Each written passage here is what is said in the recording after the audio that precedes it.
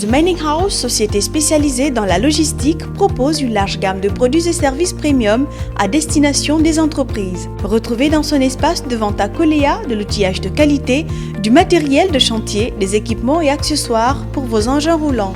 Dans son garage Bosch Service, TMH assure l'entretien et la réparation de véhicules légers, utilitaires, camions et semi-remorques. Grâce à son savoir-faire et son expertise, The Mining House est votre prestataire privilégié pour élever chaque jour de nouveaux défis. Chers amis de la presse, vous savez que c'est le lendemain de notre élimination du Sili national et il est de notre devoir de vous donner des informations de ce qui se passe actuellement. C'est vrai qu'il y avait beaucoup d'espoir. Tout le monde avait mis l'espoir parce que c'est parti d'où? C'est parti du parcours de la qualification et jamais le peuple n'a été aussi mobilisé. Jamais il y a eu autant d'investissements pour une équipe nationale guinéenne. Bon, ce qui fait déjà la fierté de la Guinée, parce que ce soit le public sportif, que ce soit la fédération, que ce soit l'État, il y a eu des grands moyens qui ont été mis à la disposition de cette équipe. Donc, il est de mon devoir en tant que président, quand de telles choses se passent, parce que ce n'était pas notre objectif de s'arrêter à si bon chemin. Bon, mais j'ai expliqué qu'il faut analyser ça avec beaucoup de sérénité. Nous allons vous dire, il n'y a rien à cacher dans cette affaire. J'ai exigé à ce que l'entraîneur s'explique, parce qu'il y a eu des manquements, et ces manquements, je les ai fait savoir à l'entraîneur et j'ai informé le bureau exécutif. Premièrement, pour moi, jamais il y a eu de temps d'investissement pour une équipe. Même ce que j'ai fait personnellement, il n'y a jamais eu ça dans le football guinéen. À plus forte raison, l'État. À plus forte raison, la fédération. Donc, j'ai dit à l'entraîneur qu'il y a des informations qui circulent et il faut qu'il nous dise la vérité. D'abord, ma constatation personnelle en tant que président, et j'informe les collègues du bureau exécutif, coach, il faut nous dire, vous n'avez plus la main sur l'équipe, sur le groupe. Deuxièmement, c'est anti-professionnel. Manque de professionnalisme. Qu'un match qui se joue à 21h et qui se termine vers minuit, le matin on vient, on nous dit que tout le staff a disparu. Du jamais vu dans le football. Où ils sont partis? Pourquoi ils sont partis? Donc c'était prémédité. J'ai fait savoir ça à l'entraîneur. Je dis pourtant, nous, on ne les connaît ni d'Adam ni d'Ève, c'est toi qui les as amenés. Et tous ont été payés. J'ai jamais vu ça dans l'histoire du football. Qu'un match qui se joue la nuit et qui finit à minuit, et tout de suite, on vient à 7h du matin, il n'y a aucun staff technique. Et ce n'est pas nous qui avons payé les billets de retour. Donc c'était prémédité. Donc ils ne sont pas venus. Tu es dans un tournoi où tout le monde a l'espoir et tout le monde compte, tout le monde est certain, même les observateurs, que nous allons continuer beaucoup plus loin. Et nous sommes qu'en 8e de finale. Et vous passez un match la nuit, la même nuit, vous partez, c'est que vous n'étiez pas sûr du travail que vous faites. Donc j'ai dit ça à l'entraîneur et il était absolument obligé de le reconnaître. Et la réponse qu'il nous a donnée ne m'a pas satisfait. Pour dire que lui-même, il n'était pas informé et que ces gens-là lui ont envoyé un texto à 2h du matin pour dire qu'ils vont, et il a tout fait et que ces gens sont partis. D'abord, c'est un manque de respect.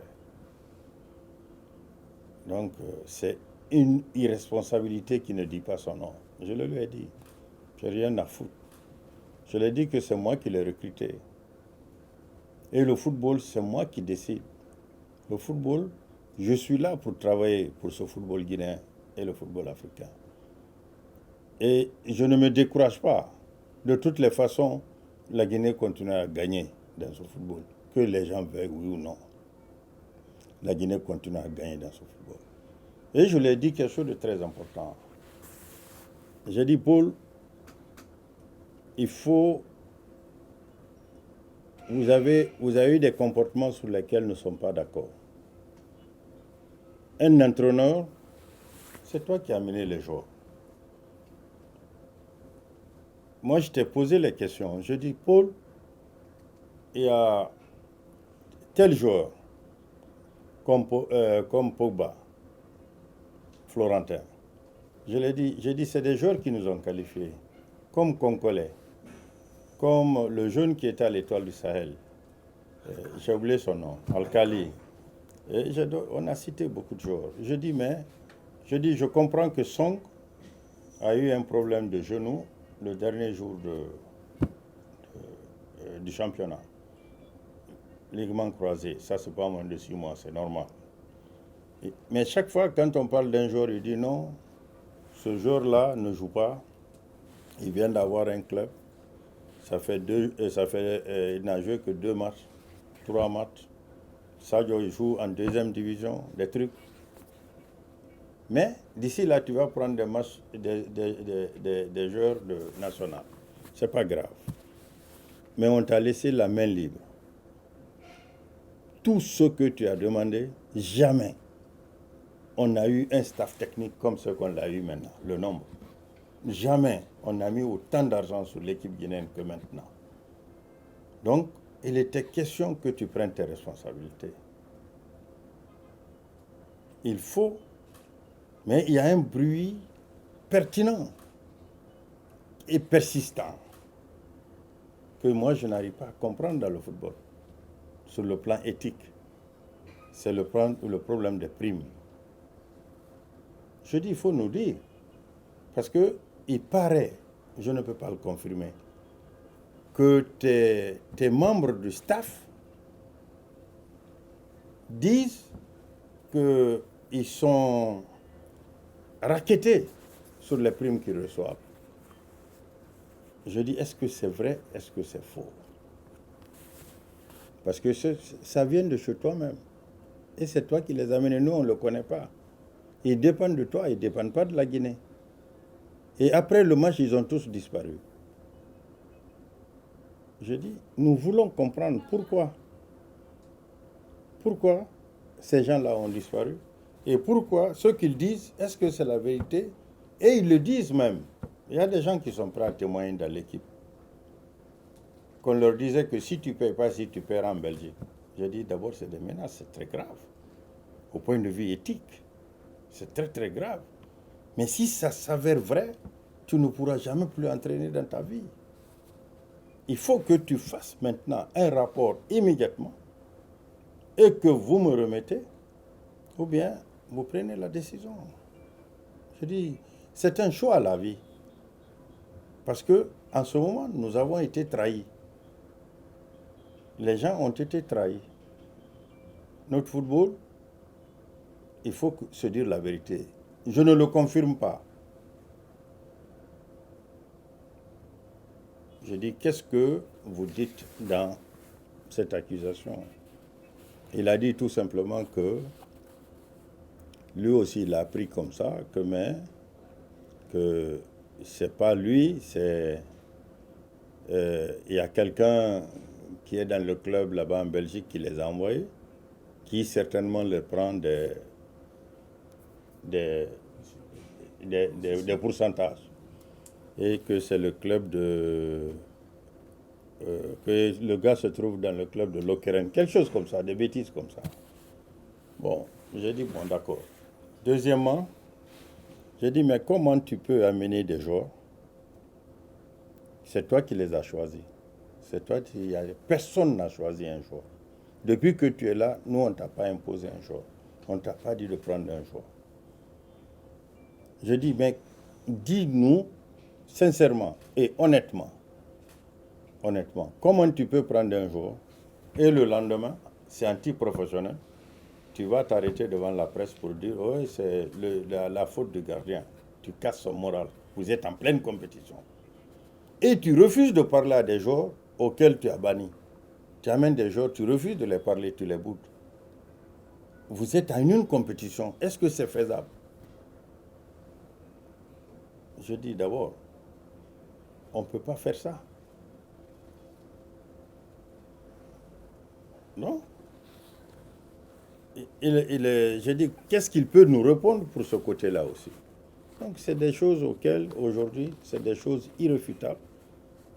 Il n'a pas la main sur le groupe, il n'a pas la main sur l'équipe, ni sur son staff.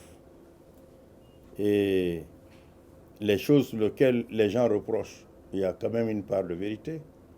Je ne suis pas un juge ou un policier, mais quand on me dit, oui, peut-être que moi aussi j'ai appris que c'est quelqu'un qui est derrière moi qui ne les raquette pas moi, c'est qu'il y a une part de vérité. Quels que soient les cas, il y a une part de vérité. Donc, je l'ai dit, j'ai dit, écoute Paul, moi je suis membre de la CAF et de la FIFA. Je dis, si l'éthique s'empare de ça, tu ne pourras plus jamais entraîner. Si c'est vrai, je le dis sous condition, tu ne pourras plus jamais entraîner dans ta vie. Donc, je l'ai dit, je dis, le comité exécutif est là, et ce que tu peux faire, nous, on te demande de faire un rapport, nous donner d'ici le soir ou au plus tard demain matin. Et nous te mettons devant tes responsabilités. Si tu ne prends pas tes responsabilités, nous, on prendra les nôtres.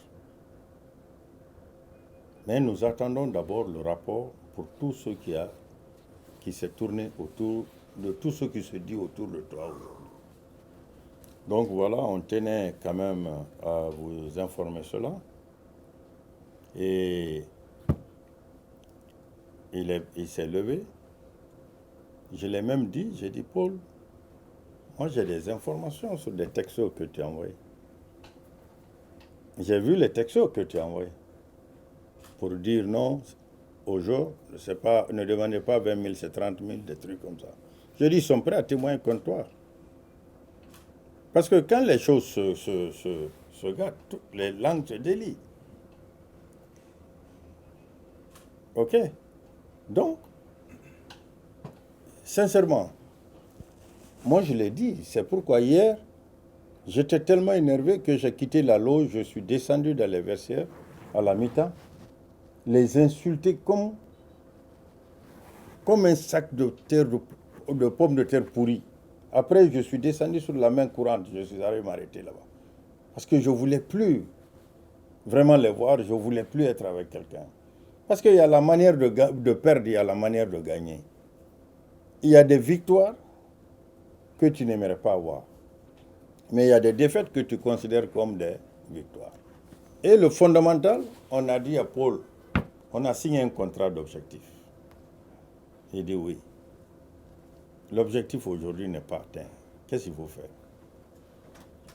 Il faut prendre tes responsabilités. C'est ça la vérité. Moi, je suis sans état d'âme. Le football, je resterai dedans jusqu'à ma mort. J'ai investi dans ça, je travaille dans ça. Je travaille pour mon pays et je ferai tout pour que ce football-là soit au sommet du football africain. Mais ce n'est pas facile. Il y aura beaucoup d'embûches, il y aura beaucoup de difficultés. Mais en tant que responsable du football africain, je l'ai dit de prendre ses responsabilités. Parce que quand l'objectif n'est pas, quand vous signez un contrat d'objectif, je le dirais sans bavure, qu'il a été l'entraîneur le mieux payé, le mieux soutenu, le mieux logé, le mieux dans tous les sens. Aucun entraîneur guinéen en Guinée de l'indépendance aujourd'hui n'a eu le meilleur traitement que Paul. Quelqu'un qui amène plus de 17 personnes. Même l'appartement qu'il a, il n'aura jamais en Europe. Il faut être clair. J'ai fait 35 ans en Europe, je connais. Et j'y vis encore en Europe. Je connais. Et l'appartement nous coûte combien, vous savez? L'appartement nous coûte en Guinée 6 000 € par mois. l'équivalent de 6 000 euros par mois. Ça fait 60 millions que nous payons chaque mois. Le problème de déplacement, il ne l'a pas. Mais, quand aussi l'éthique est touchée, il faut faire attention au football. Donc, on n'a pas pris de décision. Les points sont énumérés qu'il a reconnus. Le point fondamental, j'ai terminé par ça. Tous les membres du bureau exécutif étaient là. J'ai dit, bon, on a signé un contrat objectif. Attention, Paul, c'est moi qui t'ai recruté. C'est moi qui ai signé le contrat d'objectif. Le contrat, tu l'as signé avec moi.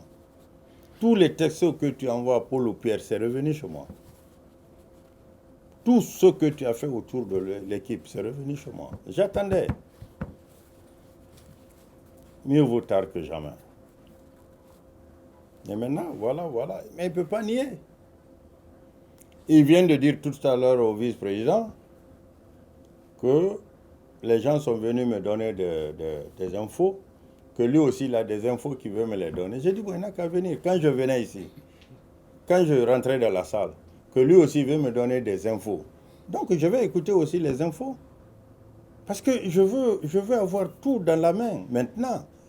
Mais je l'ai dit, du moment où l'objectif n'est pas atteint, et nous, on n'a pas manqué, ni la fédération, ni le gouvernement, tout ce qu'il a demandé. Et c'est ce que j'ai demandé ce matin à l'intendant. Je dis, attention, les gens qui sont partis, est-ce que vous avez vérifié si on n'a pas amené notre matériel? Parce que l'équipe guinéenne, le matériel qu'on a payé, aucune équipe ne l'avait ici. On est venu presque avec 3 tonnes de matériel, rien que pour l'entraînement. Personne, toutes les équipes là, aucune équipe là, et je le dis avec fierté, aucune équipe là. Et j'ai tenu à ce que tout ce matériel soit là. Même en médicaments. En médicaments, il a demandé 32 000 euros de médicaments. Que le gouvernement a payé 32 000 euros, il a donné. Mes chers frères, c'est ce que je voulais vous informer. Retenez premièrement, que l'objectif n'a pas été atteint. J'ai demandé à l'entraîneur du moment où l'objectif n'est pas atteint. Deuxièmement, tu n'as plus la main sur le groupe. Troisièmement, ton staff qui a joué la nuit et depuis le matin ont tous disparu. C'est de l'irresponsabilité. OK? Quatrièmement, le bruit qui court sur les primes, pour moi, c'est une réalité. Les raquettes. Parce que si tu me dis que c'est pas moi, mais il paraît qu'il y a quelqu'un en Belgique là-bas qui les raquette, c'est que tu connais déjà. Donc, c'est en matière de l'intelligentsia, ça. Sinon, si tu ne connais pas quelque chose, tu ne connais pas.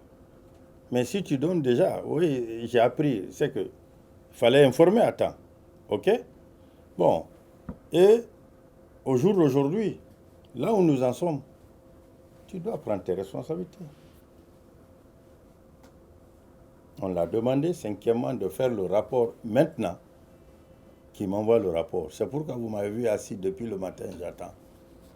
Et s'il n'y a pas le rapport, s'il ne prend pas ses responsabilités, nous prendrons notre responsabilité. Mais le football guinéen marchera. Parce que ça ne dépend pas des nombres. Donc, excusez-moi, c'est ce que j'étais venu vous informer. Avant que les gens disent la fédération a pris telle décision, ou bien telle a pris telle décision. Mais les décisions seront prises. The Mining House, société spécialisée dans la logistique, propose une large gamme de produits et services premium à destination des entreprises. Retrouvez dans son espace de vente à Coléa de l'outillage de qualité, du matériel de chantier, des équipements et accessoires pour vos engins roulants.